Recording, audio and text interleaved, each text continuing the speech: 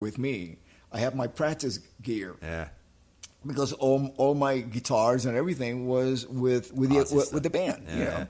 So I have the record with like, you know, a practice instrument, you know, my bass, you know, that I kept in the hotel, you know, to practice with.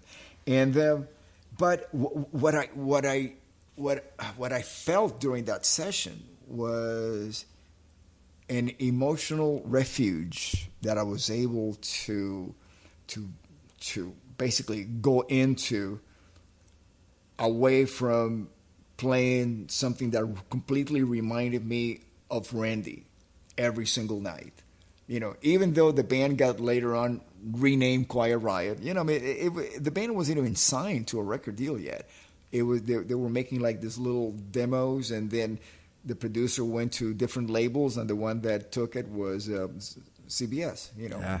Epic, and so it was something that it was not premeditated. You know, me doing that. You know, I just went in there and having to find the joy in playing. And we put the record out hoping that maybe we'll sell 10,000 copies.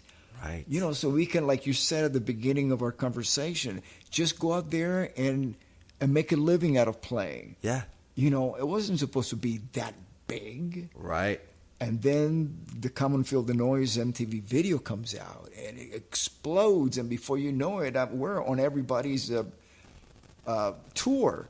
And then we headlined a show in a Market Square Arena that started out selling at 2,000 seats, and then they started pulling the curtain back.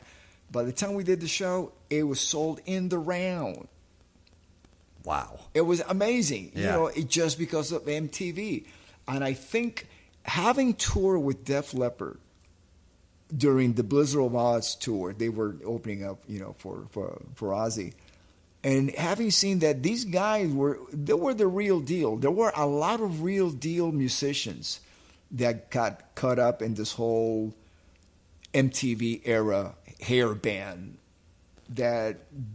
They were really rock and rollers. Yeah. They didn't get into the business because they wanted to be on MTV. They got into the business before MTV existed, and MTV just gave us a vehicle to reach the masses. Yeah. Yeah, I mean, there must have been something about, I can just envision it, that this thing just becomes so big, and then you get out there, and there's these moments whenever you just go, da, da, da, the lights, da, Oh, yeah. da, da, da, and the kids are like, wow, Oh, yeah. freaking out. You just Yeah. go like, wow, Yeah. this is Yeah. awesome. Well, it's the anticipation created by the videos, because the videos are your best marketing tool. So they see that, and they happen to a reference. Like if you look back at the history of rock and roll, you have the Beatles on Ed Sullivan, you have Elvis on Ed Sullivan. It all had to do with putting the face Yep. attached to the music. That's right. That's right. Yeah. So yeah, part of me thinks it's like, look, the future is. I mean, it's wide open, right? Because we've got headliners retiring, so it's like we have the guys that are on deck to step up next, And but the thing I was saying about where people are like, who's gonna resurrect rock, and where are the next rock stars, and I feel like this young sort of what's the word? This young bubbling subculture of, for lack of a better term, that's just what they're called, is like SoundCloud rappers. You've got these young kids like Little Smoke Perp and Little Pump, and you got these young guys that have like crazy hair and face tattoos, and and the kids love them, and they're killing it in the streaming world. They just have billions and billions of streams, and they're and they're young kids. It's like, I go, that's the next David Lee Roth.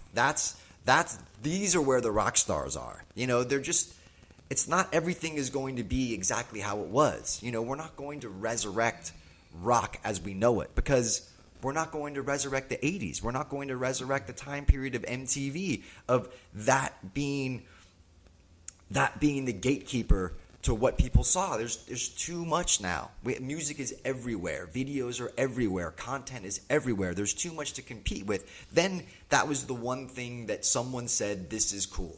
And you either thought so or you didn't think so. And that's how all those bands sold all those records and sold all those tickets and all those T-shirts and, became icons, right? That's how. But like now we have rock stars. They're just different. It's a different genre. It's a different subculture. It's time for that now, for that younger generation to speak where we had the opportunity. You guys had the opportunity to speak for that younger generation then. It's the same guys. It's the same stuff. It's just a different paintbrush. That the world is using to paint what a rock star is. So they're there. Look, like I said, it's like the beauty of heavy metal and hard rock is it's here. It's like people that like pop music, it's not part of their DNA. They like pop music because it's easy and it's easily accessible. It's easy to digest. You don't have to think about it. You know what I mean? Like musically, there's nothing complicated about it. There's no layers. You like the melody and you like the beat and it's easy to sing along to because it's super catchy. And that's it. And I don't want to be involved. I don't want.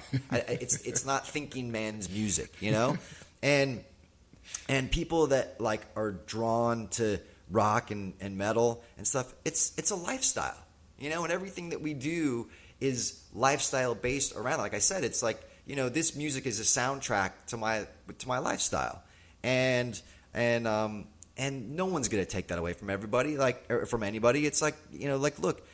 Is it going to be as big as it was? No, I don't think it's possible for it to be as big as it was. But that doesn't discredit it for what it means to people.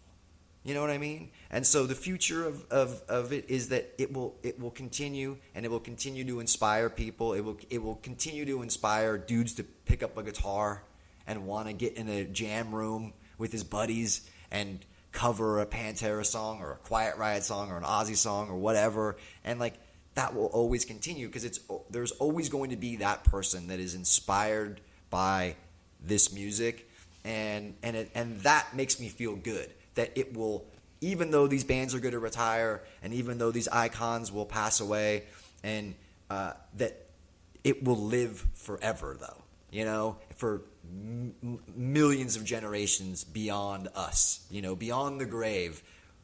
I'm confident that Metal Health will inspire some kid 100 years from now to do something, whether it's just drive fast, or something. And I'm certain that 100 years from now, there's going to be a kid listening to you speak on my podcast, and he's going to be inspired. He or she will be inspired. Yeah. And I want to thank you for that. I mean, you have been the most incredible guest. Oh, thanks, man. It's fun. And I really appreciate. Of course. We're shaking hands. And I love you, Rob. You can't see us. I really do. I love you too, buddy. You're Thanks. my Ozzy bass brother. Dude, it's so awesome. And now I'm going to go walk home. It's 5 minutes away. Yeah, watch out with the coyotes. No, exactly. That's the only thing. Luckily, it's not nighttime. But yeah, man, thanks for having me. I appreciate it. Thank you, Rob. God bless you. Thank you.